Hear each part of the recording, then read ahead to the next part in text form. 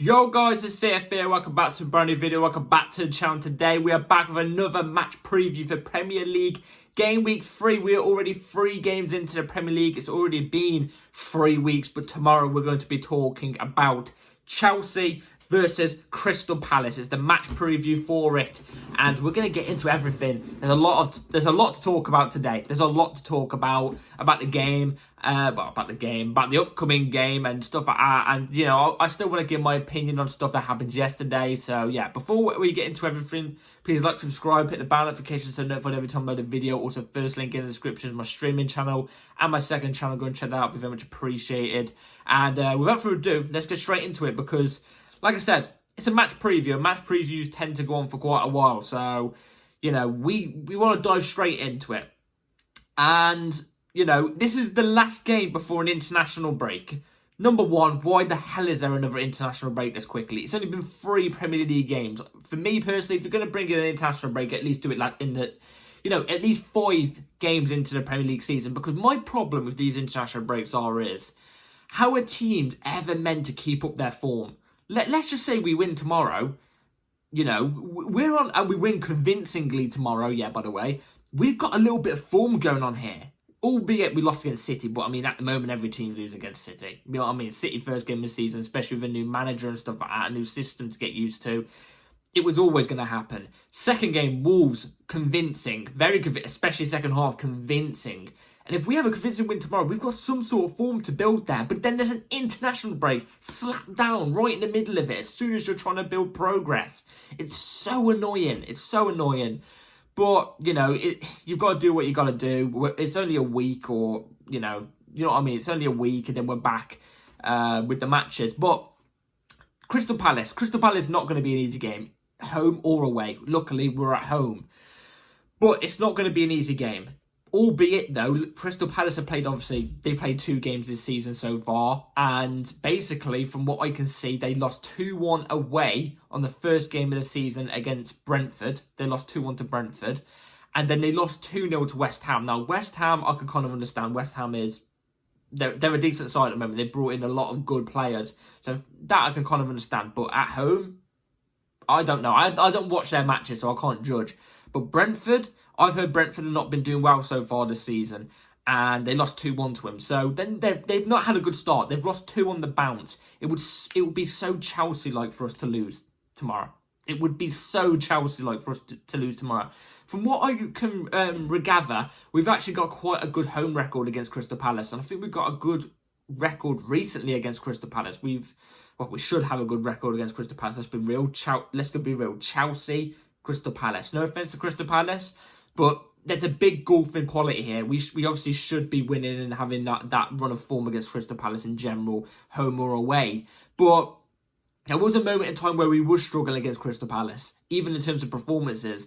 But now it seems like we actually get convincing wins against them. So hopefully tomorrow can be reincarnated in that exact same sense. You know what I'm saying? So yeah, it depends what Chelsea turns up tomorrow. It depends what version of us turns up tomorrow. Because if it's the version that turned up against Wolves, especially second half, I stress especially second half, because the first half, the football we was playing, if you exclude the first 10 minutes of that first half, was absolutely atrocious. Like, it was bad. I'm surprised Wolves didn't stick about 4 in our net. But I know I thought we was lucky to even got 1, but that 1 goal we did get was quite nice. But if it's the second half that we turn up against Wolves, then we're going to demolish Crystal Palace by the looks of their form. But if it's the Servette version that turn up for Chelsea, well, to turn up to play against Crystal Palace for us tomorrow, then we're going to get cooked. We're going to get cooked. Because that Servette game, there were so many holes in our defence. If Servette were able to cook us, yeah, Servette, if they were able to cook us up like that, you know, Crystal Palace are going to carve us open like a hot knife through butter. You know what I'm trying to say? And even us in that Servette game, we didn't threaten. We were bland. It's like serving a roast dinner chicken. A chicken roast dinner on a platter, yeah? Sorry about this, guys. I apologise. It's like serving a roast dinner chicken. It's Christmas Day. You're sitting down in your seat, ready, hands rubbing, licking your lips. Your lips are slobbering everywhere. Like a dog looking at some food, any food, yeah?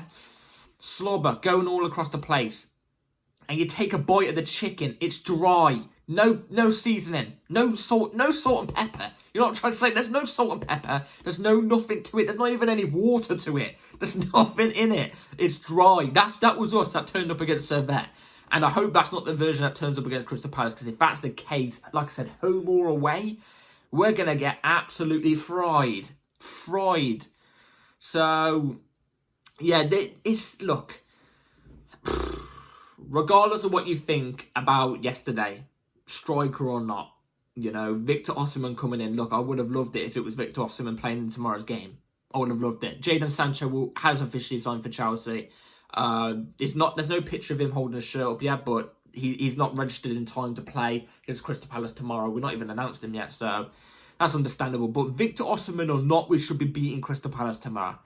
We're building something with Maresca. With Maresca, we are kind of building something with him.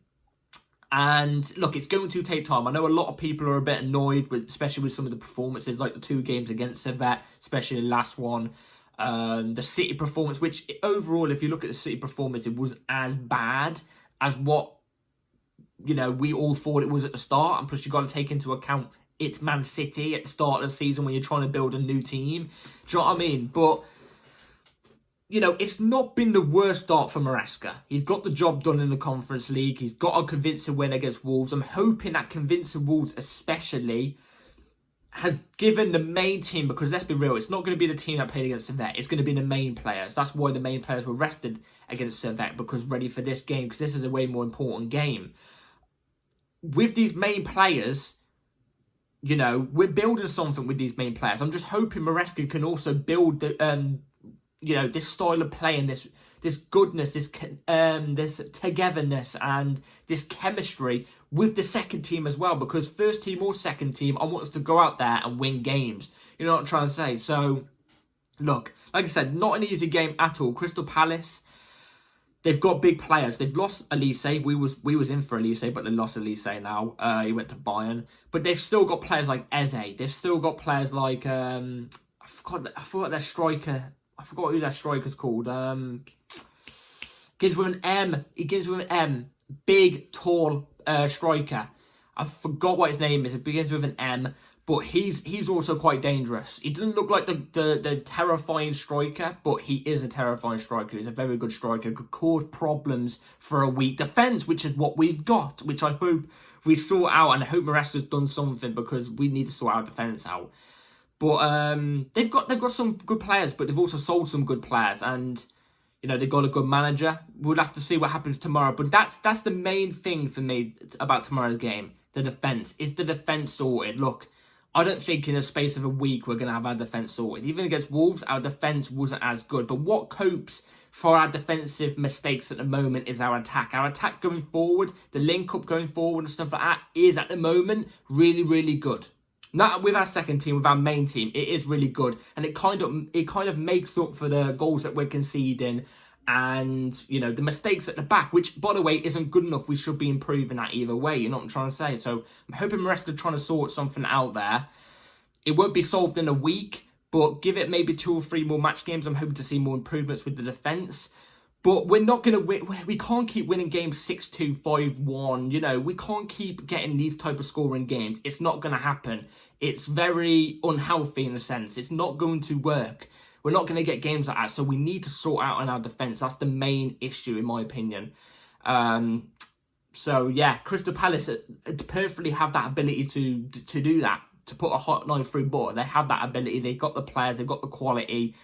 You know, they're no mugs despite losing 2 games so far in the Premier League. But this is the best time to play Crystal Palace. I can't believe I'm saying it's the best time to play Crystal Palace. But it is. They're not on form. They're very off form. It's the best time to play them. So, yeah, without further ado, this is the team lineup I'll go with for tomorrow's game. So, here is the lineup I'll be going with for tomorrow. So, first off, I'm going to go through the players, and then I'm going to give my reason for why I've chose these players. Obviously, you probably guessed the team lineup, but there might be some names in there that you're thinking, oh, okay. So, here's the lineup on the screen. Robert Sanchez in goal, Marco Correa left back, Levi Colwill, Wesley Fofana as your 2 centre-backs, Gusto right back, Moses Caicedo in the DM position, Enzo Fernandez right centre-mid, Palmer left centre-mid, advanced 10 role, if you know what I'm trying to say.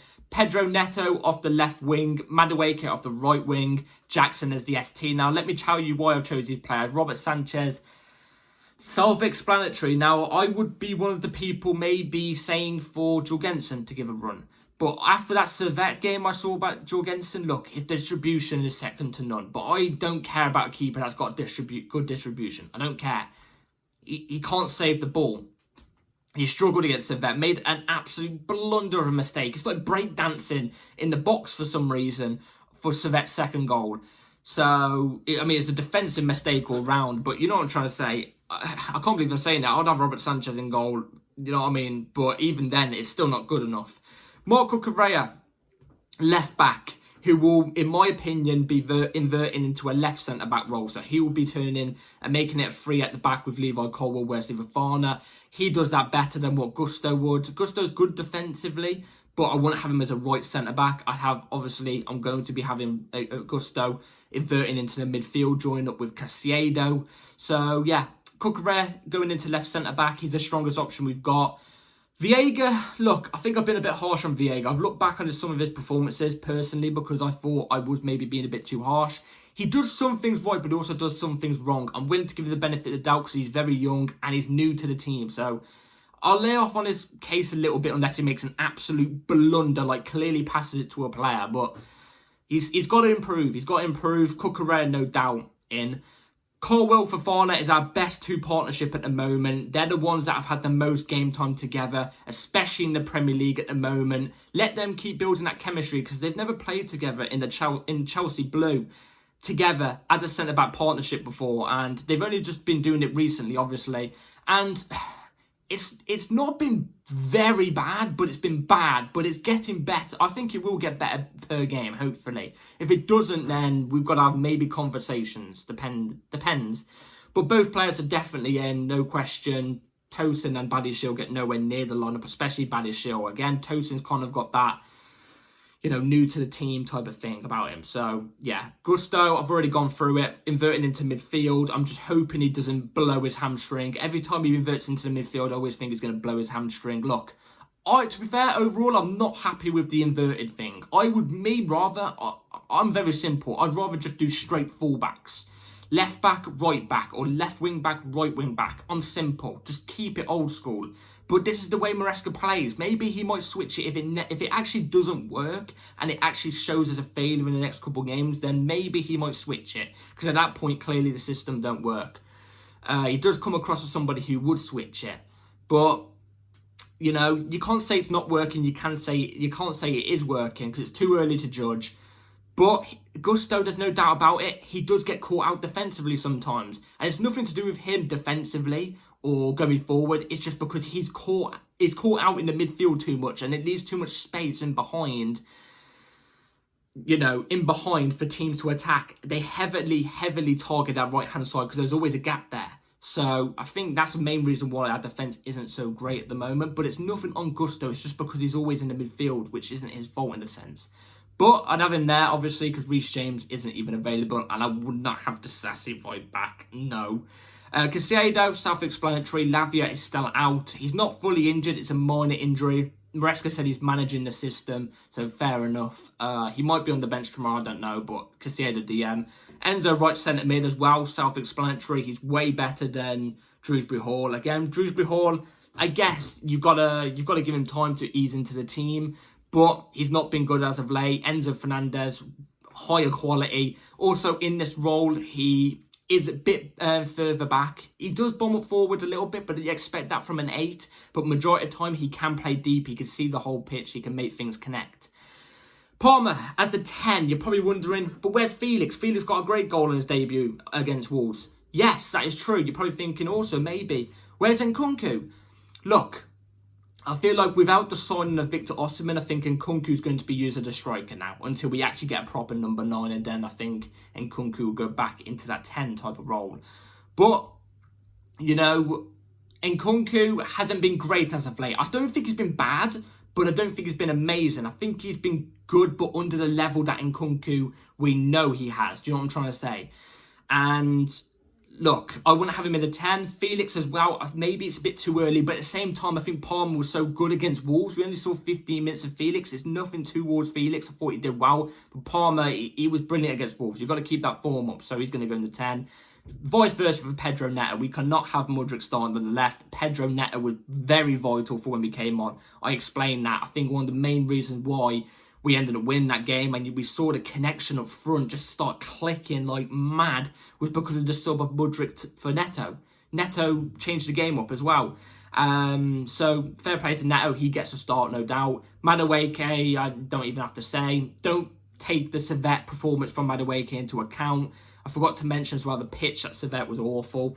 But, you know, Madueke, for the Premier League, he's going to boss it, I think. I think he's going to be very vital this season. He had a big game against Wolves. We know this. Scored a hat-trick. So fair enough. And then Jackson, like I said, sorry about that, guys. You could choose Nkunku or Jackson for me. Any one of them personally, I don't mind. But I think as a starting ST4 right now, give it to Jackson. I don't think he was bad against Wolves too. So let him keep running with it. You know, he is meant to be an out-and-out ST, so let him run with it. So that is my starting 11 I'll go for tomorrow. Let me in the comments down below what you would go with. So, score predictions tomorrow for Chelsea versus Crystal Palace. 1:30 kickoff on a Sunday, so that means Sunday roast. Yummy. Yummers. I think... This is going to sound crazy, I'm going to say this, because I started my channel at the start of 2023. So back when Potter was in charge, midway through Potter's era, or towards the end of Potter's era. And, you know, that's when I started my channel, my Chelsea channel. And look, my predictions from then all the way until this season have never been amazingly positive. But tomorrow, I'm going to be very positive. For some reason, I've got a feeling we're going to win 3-0. I think we're really going to have a good performance tomorrow. I think we're going to show our true quality tomorrow. I think it's going to be brilliant. I think everybody's going to have a great game. I don't see a way somebody has a bad game. Look, I said in my last video, the depth we've got isn't as good as what people think. But I also did mention that the depth that we've got, yes, it's not as good as people think. But when they're all combined in one team, I think when they come off the bench and they combined with the first team, you know, it's not as bad because they're not all the depth playing. It's not all the substitutes and youth team playing together. It's half with, well, not even half. It's like 70% first team, second team is like, I don't know, 30%. Do you know what I'm saying? So I think even on the sub side, I feel like they're going to have a good game tomorrow. I think we're going to show our quality. And I think Chelsea overall are going to prove us wrong because we was not happy about the Servette game, and to do with the transfer window, especially deadline day, we were not happy. So I feel like they're going to give us something to rave about tomorrow. I really, really do. And I think you're going to see the best of Madueke and Palmer again. I think Madueke and Palmer are going to have brilliant games. So yeah. That's my score prediction. Let me know in the comments down what yours will be. And yeah, I'll see you tomorrow for the match review after the game. It will not be around an hour after the game tomorrow because I am meant to be going out for tea with my family after the game. So the video will not be an hour after the game, but hit the bell notification so you're notified when I do upload the video. It might be a bit later. So yeah, straight after the game, I'm going out for tea with my family. So be ready with the bell notification. Like, subscribe, take care everybody, and have a good rest of your day and night. Peace.